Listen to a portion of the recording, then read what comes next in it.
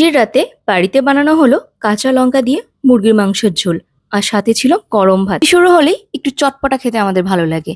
তো গতকাল রাত থেকে বৃষ্টি শুরু হয়েছে। সারাটা দিনই বৃষ্টি ছিল। মানে খুব জোরে যে বৃষ্টি হচ্ছে এরকমও না, কিন্তু একটা ঠান্ডা ঠান্ডা ওয়েদার, সারাদিনই হাওয়া দিচ্ছিল আর হলো অল্প অল্প করে বৃষ্টি হচ্ছিল। সেটাকে প্রথমেই ভালো মতো ধুয়ে নিয়েছি। আর ধোয়ার সময় একটু গরম জলে ভিনিগার দিয়ে মাংসটাকে রেখে দিয়েছিলাম। 5 মিনিট পর মাংসটাকে উঠিয়ে ভালো মতো ধুয়ে নিয়েছি। তাহলে কি হয়, মাংসের মধ্যে একটা এক্সট্রা স্মেল থাকে বা মাংসে অনেক ময়লা থাকে, সবকিছু একবারে পরিষ্কার হয়ে যায়। কড়াইতে তেল গরম করে কিছু ফোড়ন দিয়েছি, বেশি করে শুকনো লঙ্কা, তেজপাতা, গরম মশলা, জিরা ফোড়ন দিয়ে পেঁয়াজটাকে একটু হালকা করে ভেজে নিচ্ছি। আর এই ঠান্ডার দিনও এদের আইসক্রিম খাওয়ার বায়না শেষ হয় না। তারপর যেহেতু এটা হলো আজকে কাঁচা লঙ্কা দিয়ে মাংসটা রান্না করা হবে, তাই দিদি এখানে বেশি করে কাঁচা লঙ্কা দিয়ে দিয়েছে। কাঁচা লঙ্কাটাকে আমরা বেটে বা হলো এটাকে হলো কেটেও দেইনি, কারণ দেখা যায় মাংস রান্না করতে করতে কাঁচা লঙ্কা একদম সিদ্ধ হয়ে পরে এখানে একটা টমেটো কেটে দিয়ে দিয়েছি। যে কোনো মাংসে টমেটো দিলে কি হয়, মাংসের কালারটা খুব সুন্দর আসে। তারপর অল্প পরিমাণে রসুন বাটা, হলুদের গুঁড়া আর অল্প পরিমাণে লঙ্কার গুঁড়া দিব একটু কালারটার জন্য। তারপর আদা বাটা আর জিরা বাটা দিয়ে মশলাটা আগে ভালো মতো একটু কষিয়ে নিব। যখন মশলাটা থেকে একটু ভালো মতো তেল ছেড়ে যাবে, তখনই হলো এখানে মাংসটা দিয়ে দিব। আর আজকে যে আমরা মুরগির মাংসটা রান্না করব, এখানে এক্সট্রা কোনো জল ব্যবহার করব না। মাংসে থেকে যে জলটা উঠবে সেটা দিয়ে দেখবে মাংস রান্নাটা খুব সুন্দর হয়ে যাবে।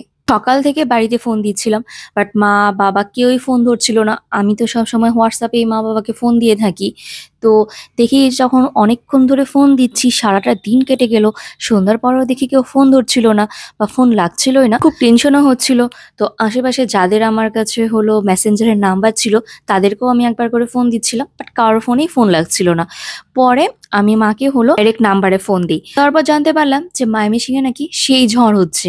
আর সারাটা দিন সেই সকাল থেকে কারেন্ট নেই। কারেন্ট আদৌ আসবে কিনা তাও মা বলতে পারছে না। যেহেতু আমাদের টিনের বাড়ি, আমি যখন মার সাথে কথা বলছিলাম তখন টিনের উপর যে বৃষ্টির ঝমঝম শব্দ সেটাও শুনতে পাচ্ছিলাম। সেটা না, বাংলাদেশ ইন্ডিয়া 2 দেশে কম বেশি সব জায়গায় বৃষ্টি হচ্ছিল। আর সব জায়গারই ওয়েদার আজকে ঠান্ডাই ছিল।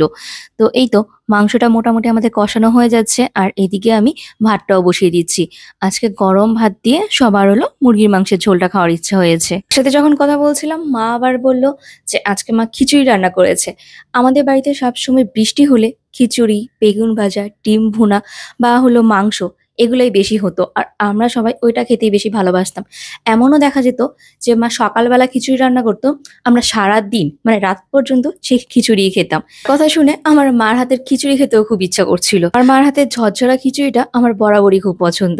আর তার সাথে হলো ডিম ভুনা আর বেগুন ভাজা। তো মাংসটা ভালো মতো কষানো হয়ে গিয়েছে, আর হলো এইখানে লাস্টে 1 চামচের মতো গরম মশলা গুঁড়াও দেওয়া হয়েছে। শুধু ভাত আর মাংস খাওয়া, তাই অল্প একটু ঝোলের জন্য এখানে হাফ কাপেরও কম একটু জল দেওয়া হয়েছে। দিদি গা মাখা মাখা করে নামানো হয়েছে।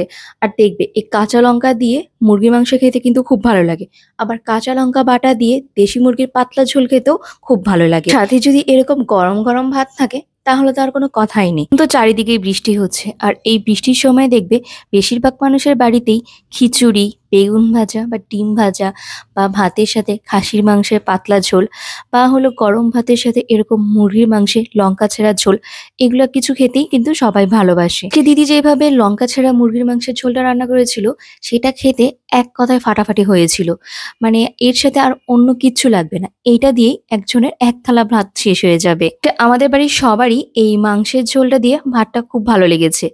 তো এই বৃষ্টির দিনে সবাই অনেক সুস্থ থেকো, ভালো থেকো। চারিপাশে অনেক ঝড় হচ্ছে, সবাই যতটা সম্ভব বাড়িতে থাকারই চেষ্টা করবে। ভালো থাকবে, সুস্থ থাকবে। আর আজকের মতো ভিডিওটা এইখানেই শেষ করছি। যদি ভালো লেগে থাকে তাহলে একটা লাইক, কমেন্ট আর শেয়ার দিয়ে আমাদের পাশে থেকো।